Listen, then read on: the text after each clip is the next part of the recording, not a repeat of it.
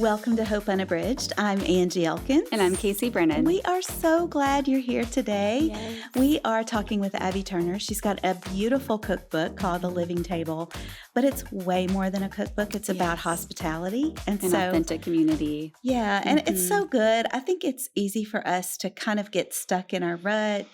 And before you know it, we've not had anybody over to the house or really pursued a genuine friendship in a long time. Yeah. So this is going to be inspiring today. I know. I'm excited. Do you like to have people over, Casey? I love it. Yeah. I think somewhere along the lines of like social media becoming so present in our everyday life, I have started to feel this like, I don't know if I want them to come over. It doesn't look like what it looks like online. Totally. And so there's a little bit of that. Also having 3 kids makes it a little more difficult, but I do. I love having people over. Yeah, I do too. I struggle with wanting it to look perfect and at least clean.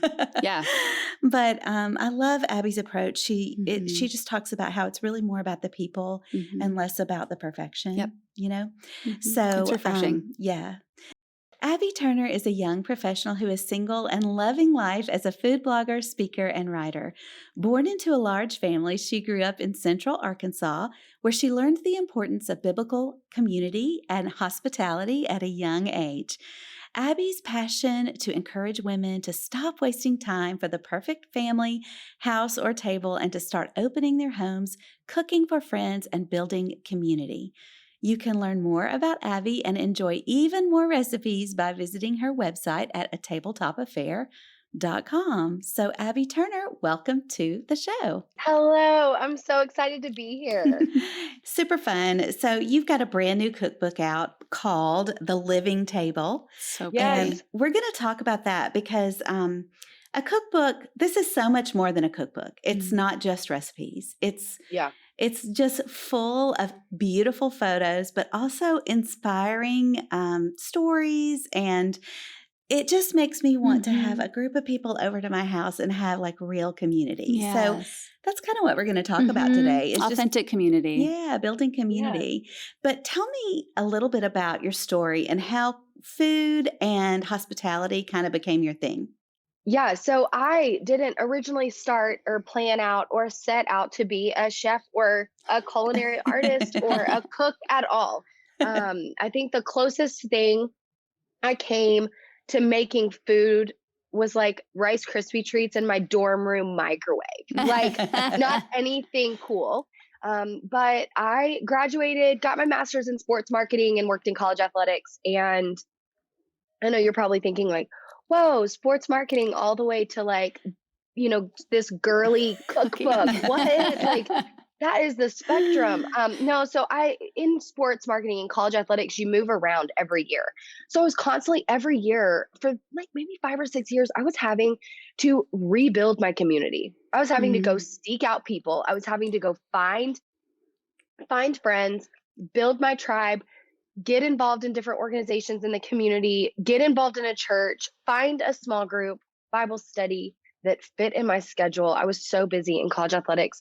As you can imagine, nights and weekends are full of events. And so I was having a really hard time finding just a group of friends when I lived in Birmingham, Alabama.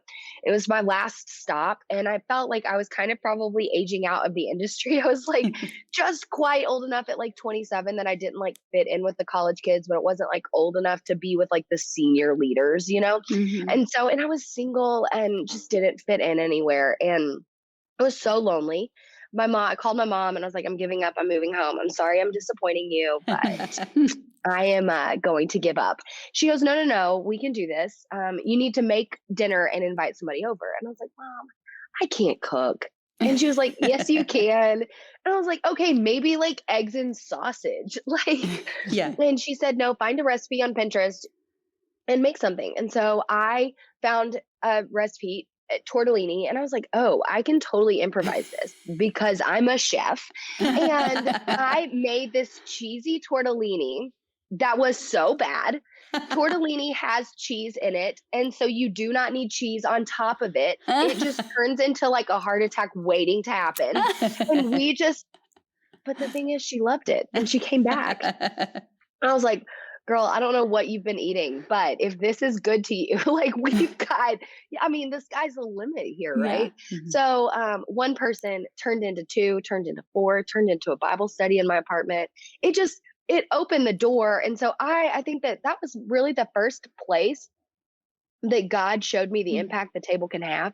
mm, Um, I always, kind of as a single and in my 20s, now I'm, a little bit wiser. But in my 20s, it was like, I'm lonely because I'm single. I'm lonely because I don't have a husband. I need a husband. That needs to be my solution. mm, And God very quickly said, no, no, no, that's not the solution I gave you. The solution I give you for loneliness is the church, it's mm, community, Oh, it's wow. people. And that really resonated with me. And as mm, I moved two more times after that. And each time my community got deeper and more intimate. My table got bigger. That became kind of the place in my apartment when I was looking for apartments when I moved. It was like, how many people can I fit in here? I Yeah. want yeah. people to enjoy. I want this to feel homey and cozy, and I want people to come in. And so Mhm. I feel like the last 7 years have been 6 years have been this journey with Jesus, just of letting him love my soul with people, bless me with my community, but in the same vein, show me that the table is so much more than a piece of furniture. Yeah. It should be this like living and breathing vessel that we use to build community and build that tribe of people and create connection and heal brokenness Mhm. and love others. And when you begin to think about the table that way, it totally transforms your perspective on mealtime and on the Mm. food you make and on the preparation, the time and the preparation that you set aside. And so um, it has really been a cool journey to go on. And it's really cool now to have it in a book where Yeah. Yeah, I people are bet. getting to experience that same kind of aha moment of, I want that, authentic community. I want those relationships. And if it happens around the table, sign me up. Let me pull up a seat. Yeah. Yeah. I Absolutely. love I that. love that. You used just a couple of descriptive words in Mhm. that. You said, I want this to be homey and cozy. Yeah. But really, almost everything you said was about the people. And I feel like Yeah. we get that backwards, right? Yeah. We feel like we've got to be Pinterest perfect. We've got to have the house perfect. Mhm. I mean, I host a summer Bible study every summer, and we start this Sunday night at my house. And it's really funny because we have a little apartment in our backyard that's being renovated. So all of that furniture is in my living room right now, and it's a total mess. It looks horrible. And I thought, oh my goodness, what if they're not done by Sunday night? And then I thought, who cares? Nobody cares. Yeah. Yeah. Extra seating, Yeah. right? True. Yeah. Extra seating. So tell us, how do we get to that moment where we're like, it's fine. Look, Mhm. frozen Yeah. pizza, mess on the floor, laundry on the couch. Come over anyway. Yeah. I think it's a mindset of vulnerability breeds vulnerability. Ooh, I love it. Mhm. Yeah. And when you allow yourself to be open with others, that allows them to be open back. And Mhm. that's where intimacy is bred. Hmm. Mhm. That is where true connection is formed. And I think you look at stories throughout scripture where they were in their most vulnerable place. Mm. That is where Jesus showed up the biggest. Yeah. And that is where you really see God just kind of show out, is when I'm going to get choked up, when we get in those places of just complete openness. This is who I Yeah. am. I tell a story about, or I tell a kind of an image of, um, when my kitchen is not clean and my house is not, perfect. Nobody ever asks for a coaster. But when Mhm. I have a perfect house, when the dishes are clean, when the food is perfectly placed, when the dogs are outside and not barking inside, people always say like, "Hey, do you have a coaster? I don't want to mess up your table." And it's like, Yes.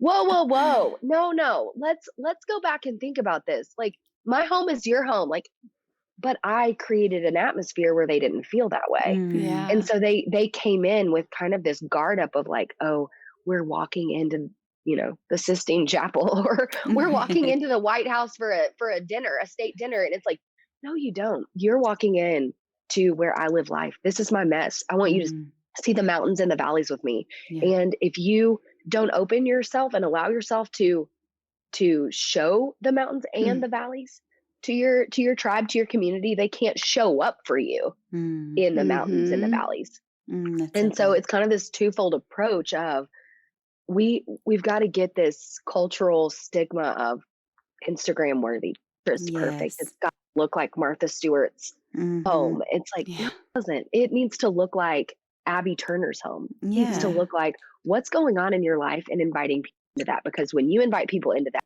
they want to invite you. Yeah. Yeah. Oh my gosh. That just speaks to my soul. So Especially, good. I have 3 kids and they're Yeah. small kids, and Yeah. our house is always a mess. And, we always feel that pressure of like, must clean everything. Let's hide the toys. Yes. We let's pretend like we Yeah. don't have children and invite you into our home where there's such an Mhm. authenticity to just like, hey, here's the mess. Sorry. Don't trip over the Yeah. cars. Like that's what it Yeah. is. It's so true. Can you give us 3 simple ways that we can show up authentically through hospitality? Yeah. The first way I would, say is you need to be intentional and you need to be praying for intentional moments.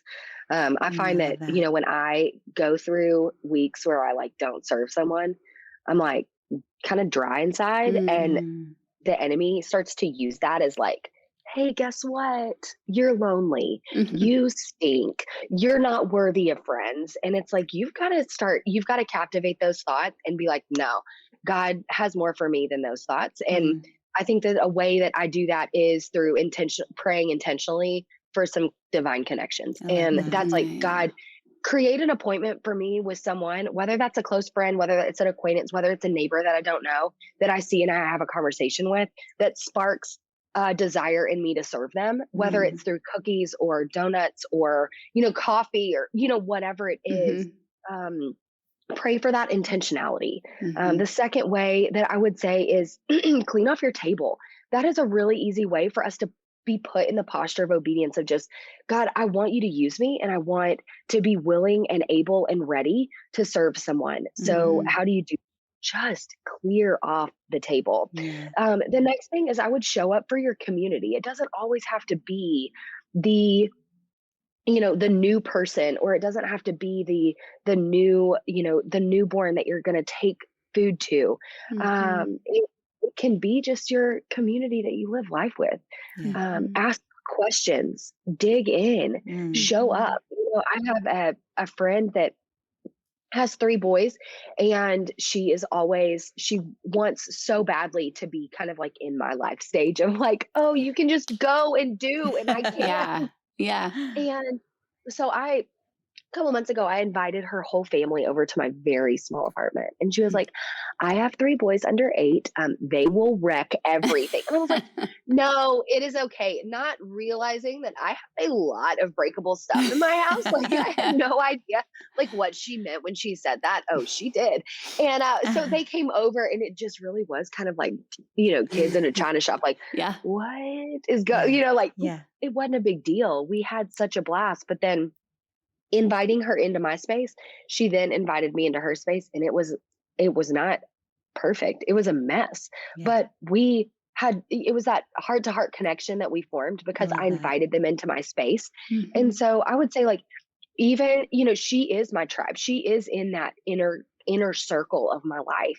And I reached out and served her in a new way. Mhm. Mhm. And so I'm always thinking like, how can I serve people where they are, how they are, and not trying to fit them into what's most comfortable for me. Mhm. Yeah, Oh, that's I so love that. good. As you're saying that, I'm like thinking through all the things that because we're going into the summer months. It's like the time to Yeah. just Mhm. invite people over to the mess and just have that authentic community. So I Yeah. love Well, that. and just the focus on serving people. Casey and I had this funny conversation about our children's first Oh birthday my party. So our gosh. first child's first birthday party and how over Yes. the top we were. So over the top. So like in when my oldest, who's 20 now, had his first birthday, it was Martha Stewart, right? Yeah. I Yeah. made these giant Martha Stewart pumpkin topiaries because it is a November birthday. And it was like these huge terracotta pots, and you poured Mhm. concrete in the bottom and had like a rebar that was custom cut for the right height. And Oh then my 3 God. pumpkins stuck on top of each, like slide them down the Yeah. rebar and all that. Yeah. What was I Oh, thinking? yeah. And everybody there that was like a generation ahead of me, 10 years older than me or whatever, they were probably rolling their eyes because it was ridiculous. And you had a Oh similar my story. goodness. I gave my daughter this winter wonderland first birthday that she doesn't remember. Of course not. No. But it was like, I went for 3 months leading up to it. I would like go scour vintage shops and create these little crafts. And like, it was the most elaborate backdrop, 2 different tables with this elaborate like tablecloth and backdrop. I stayed up and made little penguins for 3 hours. Yeah. Like, Oh my gosh. 3 hours of swiping the cream cheese in the perfect area, getting the little carrot nose, and like nobody cared. They don't know how long it took to make that. And like, and sometimes that stuff's just fun. it was fun, but also like sometimes it's just fun and we do it because we love it. Yeah. But the truth is, who is it serving? Right? Right. Yeah. Like, who is it really serving? Yeah. It's not true hospitality. Yeah. And I'd love for you to talk about that a little bit. Like, what is the difference between hospitality and entertaining? Yeah. I think it goes back to the heart. The heart of hosting, the heart of entertaining is all about impressing people. It has like this almost pride stick or pride kind of like halo to it. Totally. Of I want my house to be perfect. I want this party to be over the top, and I want everybody to take pictures of it and tag me, and I'm going to be the biggest and the best, and it's going to be awesome. Even if that's a little subconscious sometimes. Oh yeah. Yeah. Like, no. And yeah. it is. Like, and it can like I'm sitting here listening to y'all, and I don't have kids, but I'm like, man, yeah, those sound like great party. Like, I want to throw a party like that. And it's like, but is that really? My sister just threw a 1-year-old party for my niece, and she kept saying, I can go out on a theme. Like, you give me a theme, and I'm like, I'm here for it. Yeah, totally. And she was really adamant of like, I just want it to be like maybe like a little cute balloon arch, but let's make it ourselves because I just want it to be our people. Yeah. And I loved that. I know that I just wrote a book about all of this, but it's sometimes, it's such a sweet reminder to hear it from others of like, yeah, you're right. It's about the people. Yeah. And that is what hospitality is. It's about the people. I mean, you look at Mary and Martha, and Mary was sitting there at Jesus's feet, and Jesus looked at Martha and was like, stop worrying about it. Stop fiddling. Like, come sit down with us and chat with us, because it is not about your preparation. It is not about your perfection. It is about your people. And when we start to have that mindset, that's when we know that we truly have a mindset of biblical hospitality. And it's not this mindset of hosting or entertaining, or as much as I feel like those words can be interchangeable, there's a heart difference between them. Yeah. Can you talk a little bit of like more about that? What other areas in the Bible are examples of hospitality that show up? Yeah. My favorite story of hospitality, a few verses in Luke, and it's Peter and Jesus are over or headed over. They've shown up at Peter's mother-in-law's house, and his mother-in-law is sick in the back, and Jesus goes back and just heals her, like instant Advil kind of thing. And she gets up, and scripture says she immediately starts serving them. Now, what a picture of hospitality, because hospitality is just this, I'm going to serve you, and I'm going to be ready to serve you. Right. And so if we are truly wanting to have a heart for hospitality and a heart for serving others, we have to be ready, right? It's not about the preparation in the moment. It's about like the forethought ahead of it. And so for Peter's mom, if she had not, I'm going to just paint the picture, but if she had not cleaned off the table, if she didn't have stuff in her pantry, if she didn't have a heart ready to serve people, then she would not have been able to serve Jesus. Yeah. And I think that like, the verse in scripture that talks about like, for some have served angels, when they have, shown hospitality, it's like, wow, yeah, maybe that was an angel that I served. You don't know, but she literally was able to serve Jesus because she immediately got up from being sick. Like, I don't know about you guys, but when I'm sick, the last thing I want to do is prepare my Yeah. home to serve someone.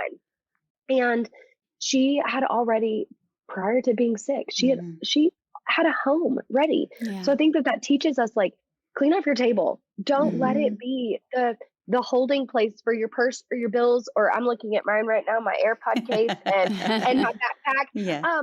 But you know, it's this, it needs to be this place that we are ready and we are Mhm. willing and we want to show up to. Mhm. I In the living table in my cookbook, I give 8 pages at the very beginning of the book called the hosting handbook. Mm. And it is really the tips and tricks on what to have on hand so that you can be ready to serve. Oh, And it's that's like, great.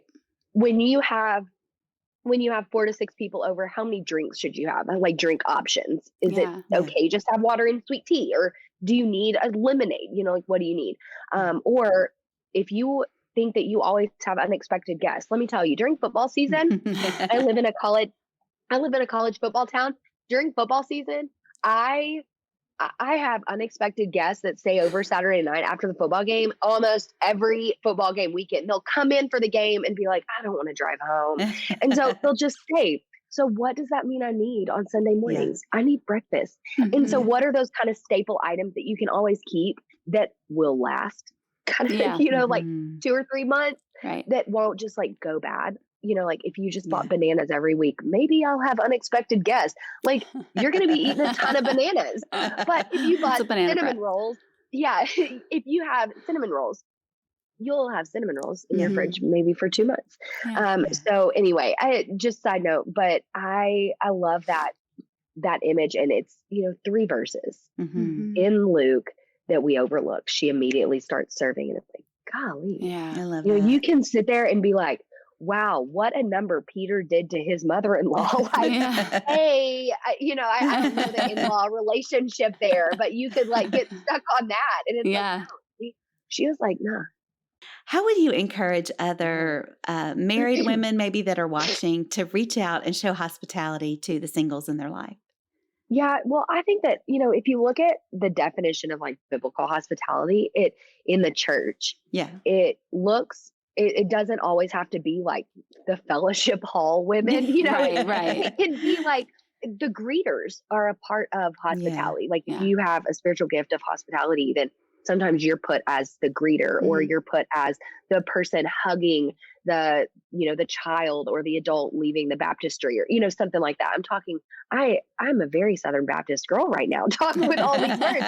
But I think that when you think about hospitality that way, a lot of times it's not about the food. It's not even about sitting down at the table. While I love sitting down at the table, um, the ways that I experience the best hospitality is when people just show up for me. Mm. Mhm. Being single, I and you can feel this, I think, any time of life, but I wake up in a 1,100 square foot apartment every single day by myself.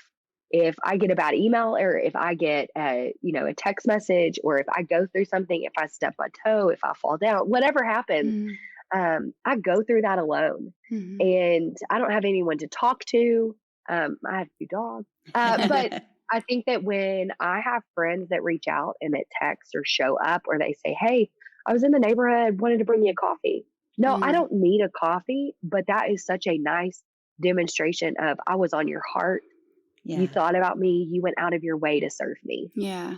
And so I know that being married and having kids, there are 1.5 million things on your mind. But if you do have those single friends, or if you have those married friends that are in the first couple of years of marriage, and you know that they're having a kind of a rough time, or it's a new transition, or like you have a friend that just had their fifth child, and it is a zoo at their house, Yeah.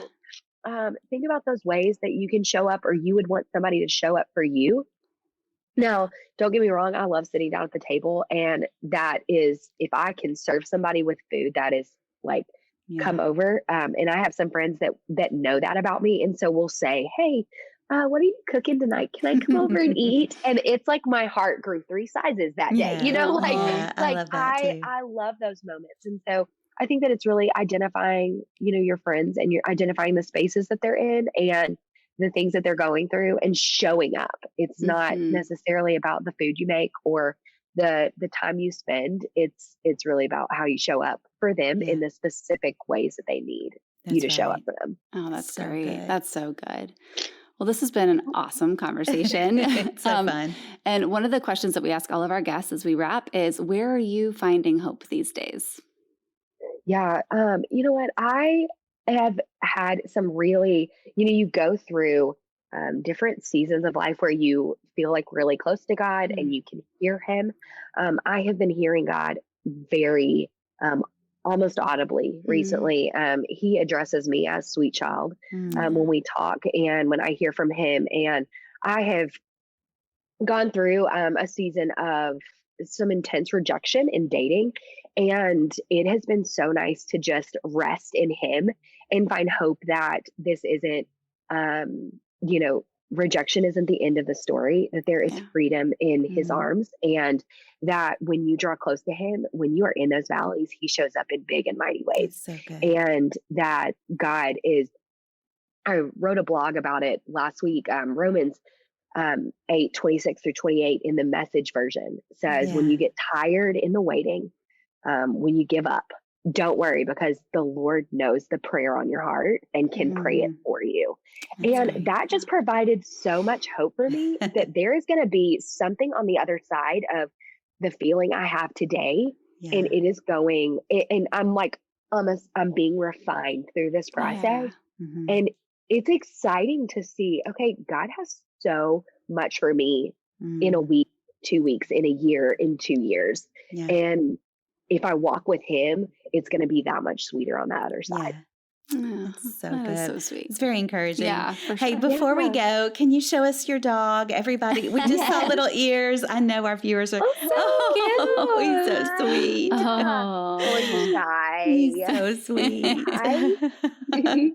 Thank you so much, Abby, for Yes, being on thank the show you. today. This has been a Yeah. super fun conversation. Yes, And This was so fun. yeah, I so love fun. following you on Instagram. We'll make sure and link that for everybody to Yeah. Yes, to find you there too. So yes. thank you. Thanks, ladies. Thank Bye. you. Thanks for joining us today on Hope Unabridged. We'd like to remind you, if you're watching us on Good Life 45, you can also listen to these episodes everywhere you listen to podcasts. If you're listening and you would like to see the filmed version of the show or any of our other shows, check us out on Good Life 45 or on our YouTube channel and our app. We hope that something you've heard today really blessed you, and we would love for you to share the show with those you love. Just hit that share button on your podcast app or on YouTube and send it to a friend. And we would also love it if you would leave us a review. With this program, we are finding hope in the unedited stories of our lives, and we want you to do the same.